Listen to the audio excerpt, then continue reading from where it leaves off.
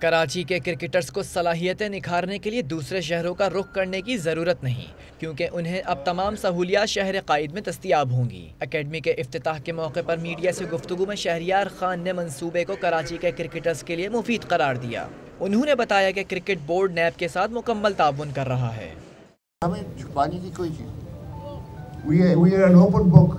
جو بھی ہماری آمدنی ہوتی ہے اپنی سورسز سے اسی کو ہم استعمال کرتے ہیں، وہی ہمارا بجٹ بنتا ہے، اسی سے خرچے ہوتے ہیں اور اسی سے تنخواہیں بڑھتی ہیں۔ صرف ایک سپورٹ ہے کرکٹ جو کہ حکومت سے پیسے نہیں لیتا ہے۔ چیئرمین ایگزیکٹو کمیٹی نجم سیٹی کا کہنا تھا کہ وہ پنجاب حکومت سے رابطے میں ہیں، پی ایس ایل کا فائنل لاہور میں کروائیں گے۔